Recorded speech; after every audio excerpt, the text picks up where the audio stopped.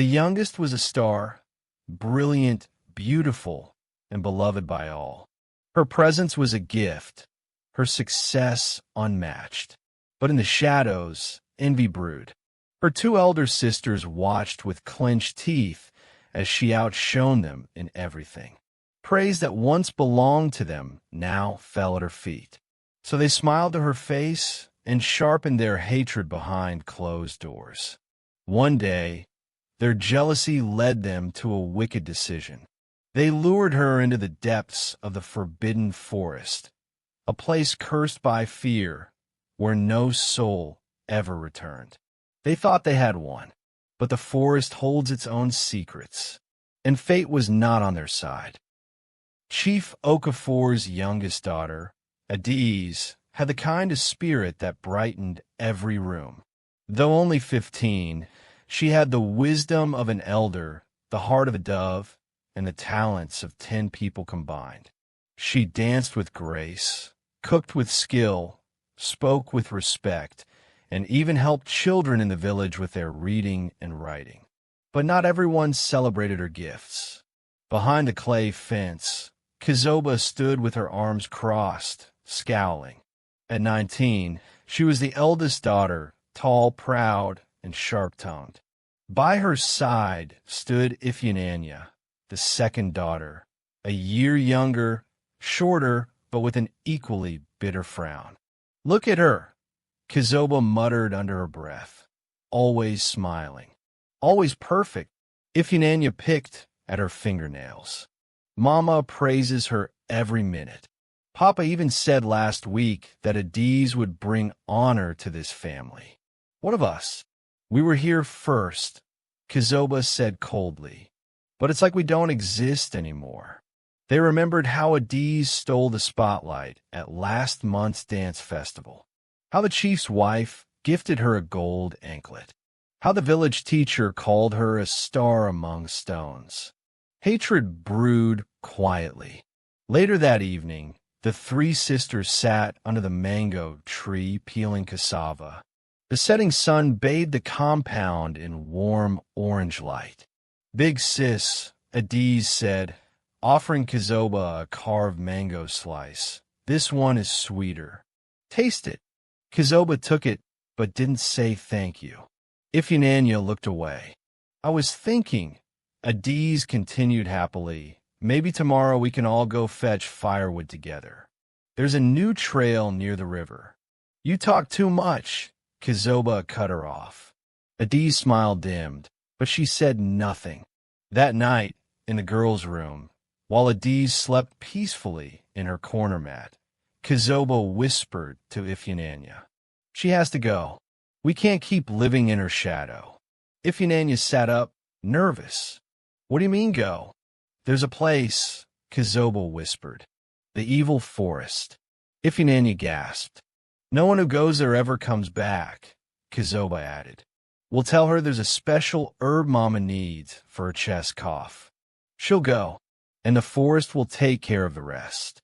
"But what if someone sees us?" "No one will. Tomorrow, while Papa is at the council meeting and Mama goes to the stream, we'll take her." The plan was set. The next day dawned like any other, but with a wicked secret hidden in its breeze. After breakfast, Kizoba feigned concern. "Adiz, we heard Mama coughing badly. There's a rare leaf in the forest she needs for her tea." "Which leaf?" Adiz asked, alarmed. "Yudin Quo," Ifyananya replied. "Papa used to say it grows only in the forest behind the hills." "The evil forest?" Adiz's eyes widened. "No, not deep inside," Kizoba lied, "just the edge. We'll guide you. We don't want Mama to fall sick again, do we?" Adiz didn't question further. Her love for Mama ran deeper than her fear. They set out when the sun was still soft in the sky. Kizoba led the way. Ifyananya followed, nervously glancing over her shoulder. Adiz carried a small woven basket with a flask of water, still smiling and hopeful. But as they approached the thick, dark part of the woods, Kizoba stopped. "You going first," she said.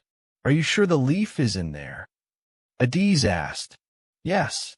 We'll wait here. With one last look at her sisters, Adiz stepped between the trees and vanished from their sight. She didn't know she had just been sent to die. The forest was eerily silent. Not a single bird chirped.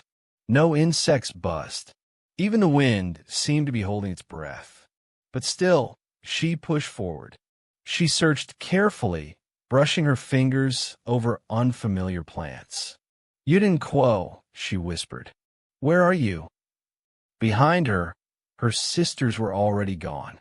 They had returned to the village with calm faces, pretending to be tired from fetching firewood. How was the bush? Mama asked, stirring soup. Kizoba smiled. Fine, Mama. We brought back sticks. Adiz said she was stopping by the tailor's. Mama nodded. That girl, always helping someone. They said nothing more. Hours passed. Back in the forest, Adiz was lost. She had walked for what felt like forever. She hadn't found the leaf. The trees now looked the same, tall and dense, mocking her. Her heart began to pound. Hello, she called out. Only silence answered. Suddenly, there was a rustle. She froze. Something moved to her left. Low, heavy footsteps in the undergrowth. She turned, heart racing. Who's there? A low growl echoed through the trees. Then she saw it. A massive hyena with red eyes emerged from the shadows, snarling. Adiz dropped her basket and ran. Branches slapped her face. Thorns tore at her legs. She didn't stop. She didn't look back. She ran until her lungs burned, until her feet ached, until the growling was far behind. Finally, exhausted and trembling, she collapsed under a tall Irako tree. She hugged her knees and sobbed silently. I just wanted to help Mama, she whispered. The sun disappeared, replaced by darkness. Cold crept in. She curled up under the roots of the tree and closed her eyes. And that's when the hunters saw her. Obina was returning from his traps deeper in the forest when he spotted the small figure lying under the tree. He froze. For a moment, he thought it was a ghost. No one, no sane human, ever wandered this far into the evil forest. He approached cautiously, machete in hand. Hey, he called. Who are you? Adiz stirred, startled. She saw him, a tall, broad-shouldered man in animal skin, with a hunting bow strapped across his chest. She gasped. Please don't hurt me. Obina dropped to one knee. I won't. I'm Obina, a hunter. What are you doing here, little girl? How did you get into this forest? Tears streamed down her face. I came looking for a leaf to help my mama's cough. My sisters told me to find it here. Obina's face darkened. What leaf? There's nothing in here but death. Adiz's eyes widened. She understood. Did they trick me? Yes, he said. They wanted to get rid of you. Adiz's world shattered. Obina helped her to her feet. You're lucky I found you. Follow me closely. We must leave now before night things wake. He handed her his water flask, then led her carefully through hidden paths, avoiding dangerous animal trails. But they weren't alone. As they walked, a large black snake slithered out across their path. Obina swung his machete fast, severing it. Adiz screamed and clung to him. He comforted her, then hurried them along. It was a long and terrifying journey, past hidden pits, whispering trees, and shrines covered in skulls. But just before dawn, they emerged from the forest edge. The sun rose slowly, casting golden light across the village far ahead. Adiz fell to her knees and cried. She was home. Back at the compound, Kizoba and Ifyunanya were laughing in the kitchen. Can you believe it? Kizoba said. She really went in. Serve her right, Ifyunanya added. Now we can finally shine.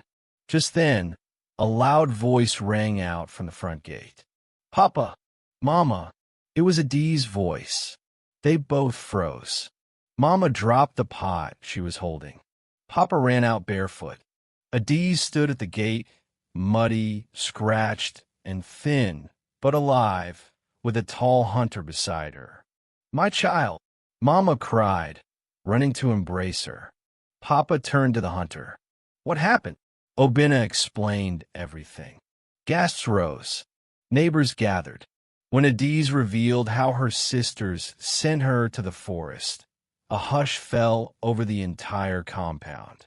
Kizoba and Ifyinanya tried to deny it. "She's lying," they cried. "We never." But Mama slapped Kizoba so hard her head turned. "Enough. You wanted to kill your own blood." Papa looked crushed. "We raised vipers." Punishment was swift. The village elders called a meeting.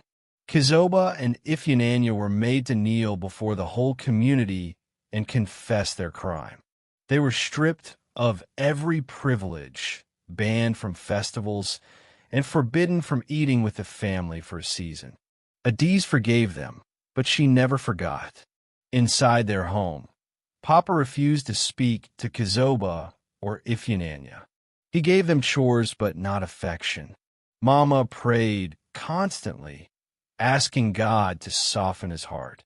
One evening, as Adiz peeled cassava, Kizoba approached slowly. Her eyes were swollen from crying. "Adiz!" "I'm sorry." Adiz looked up.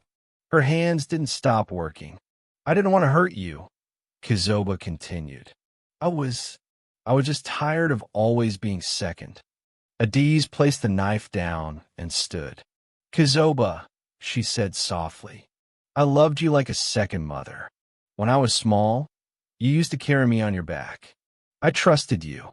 Tears rolled down Kizoba's cheeks. "I didn't mean for you to die. I swear."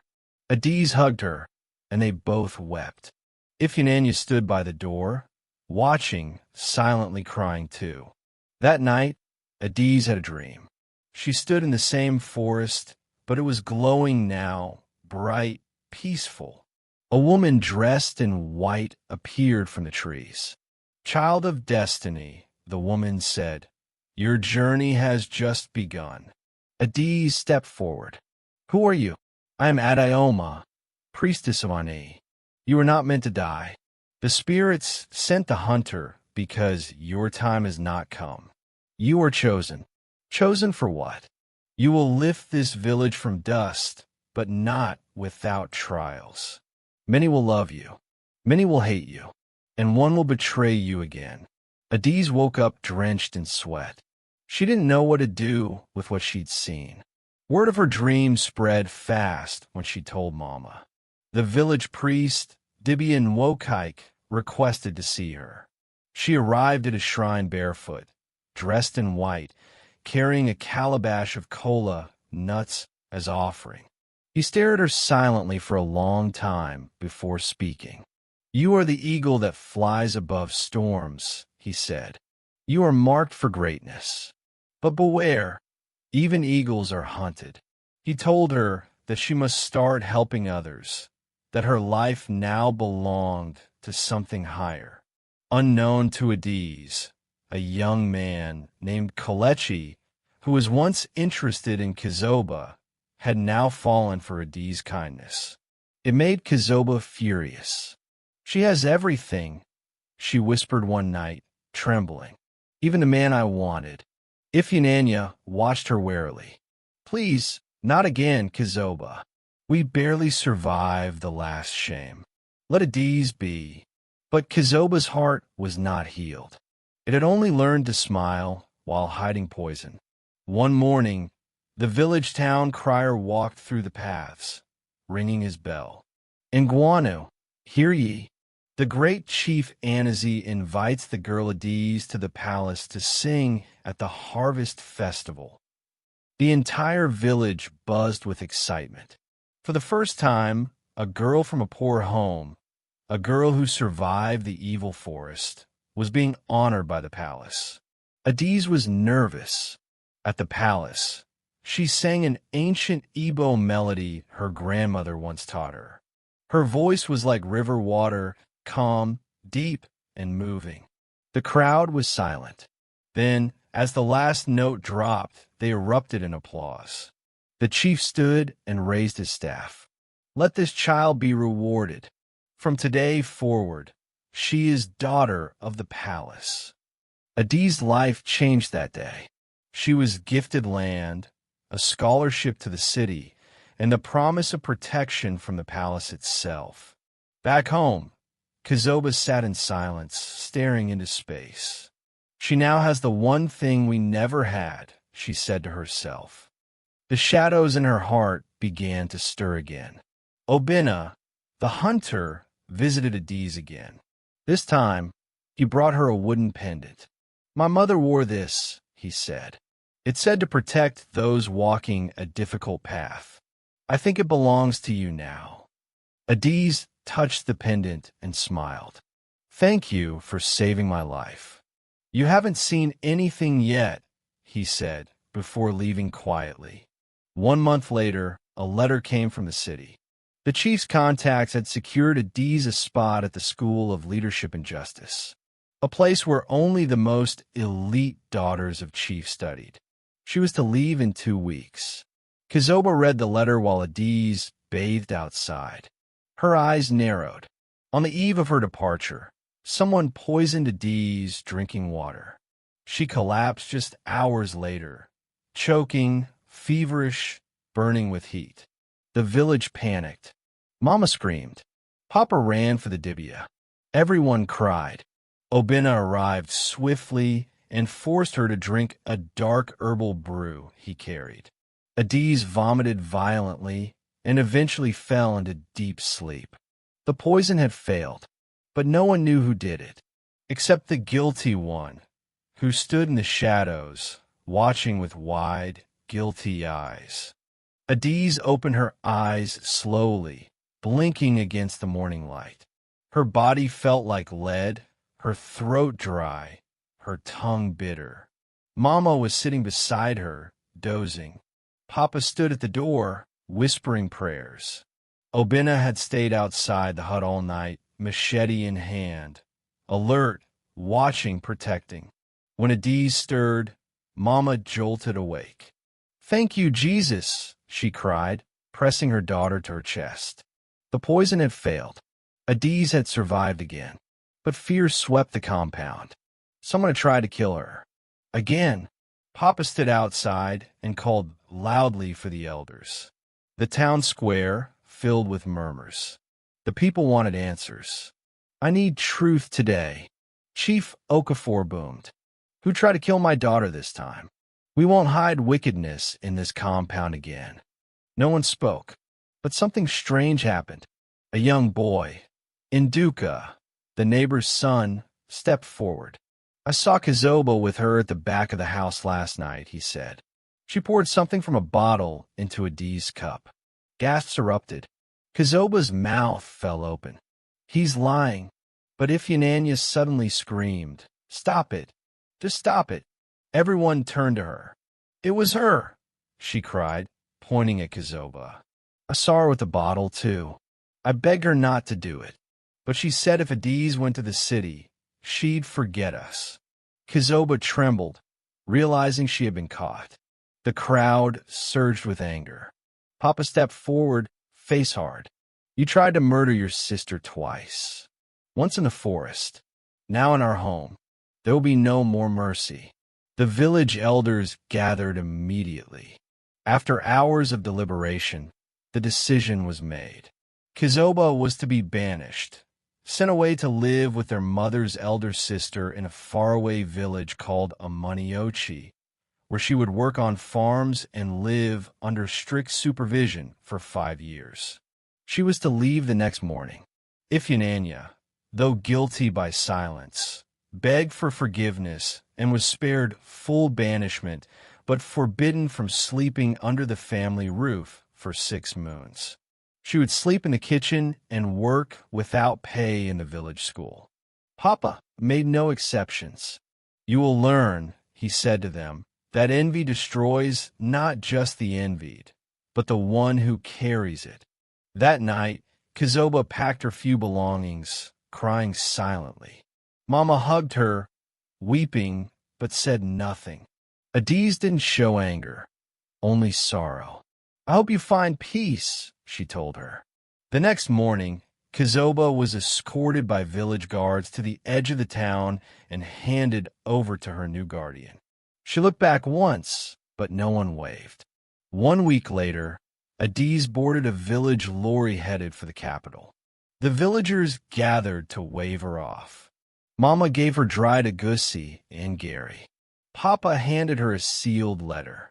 Obina walked beside the lorry and said only, "Stay sharp. Not everyone in the city wears their evil on the outside." Adiz hugged him tightly. "Thank you for being my big brother."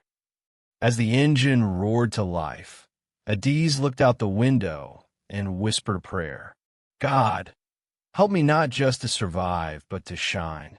When Adiz arrived at the city's School of Leadership and Justice, she was overwhelmed.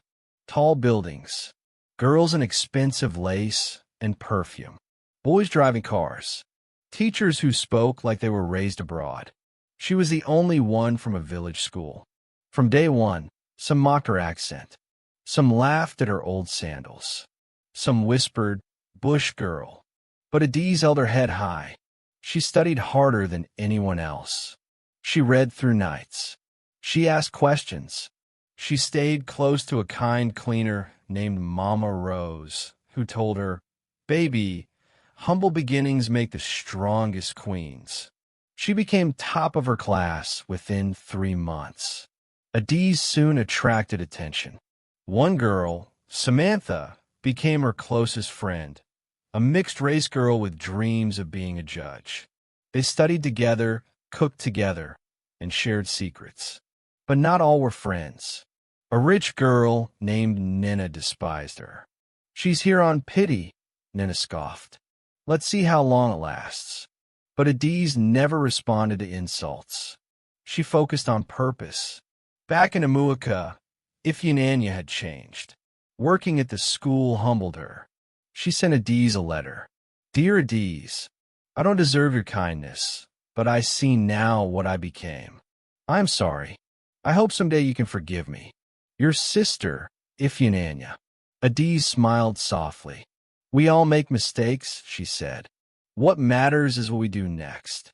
At the end of her first year, Adiz was chosen to represent the school in a national leadership conference. Only 2 students from the entire country were selected. She stood on a grand stage in Abuja and told her story. She spoke of surviving the evil forest, of betrayal, of forgiveness. When she finished, the crowd stood. The Minister of Education personally shook her hand. During the holidays, Obina visited the city for the first time in his life just to see her. He brought palm oil, smoked fish, and a carved wooden box. "I saw your speech," he said. The whole village did. He gave her the box. Inside was a necklace, the same pendant he gave her before, now fixed with a gold clasp. "You're not just surviving anymore," he said. "You're becoming a symbol." Kizoba, now in a Maniochi, began to write letters too.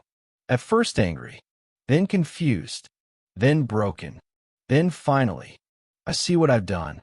I don't ask to come back, but I pray one day I can start again, as your sister, not your enemy."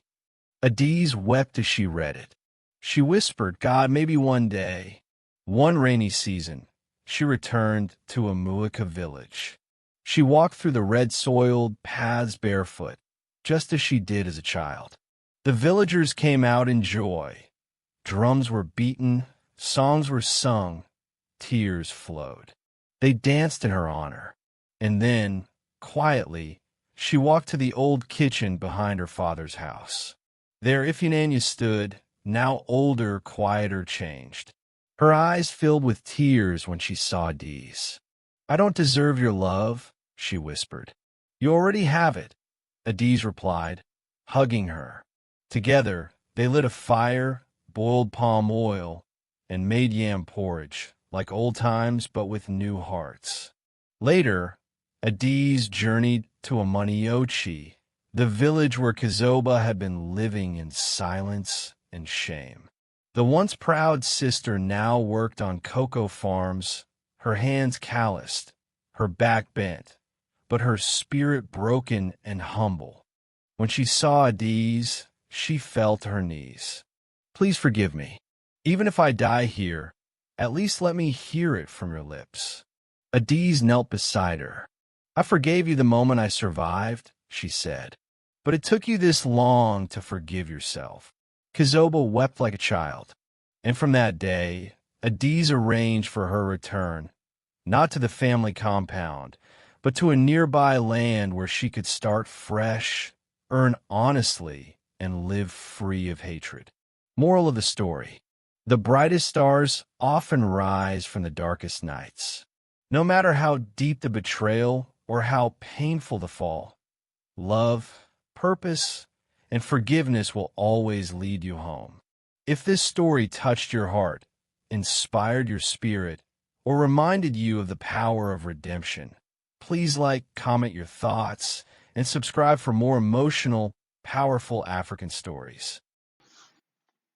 Hi, my name is Viola, and thank you so much for watching. Your support means the world to me. If you enjoyed this story, don't forget to like, comment, and subscribe for more powerful tales like this one. Until next time, stay inspired and take care.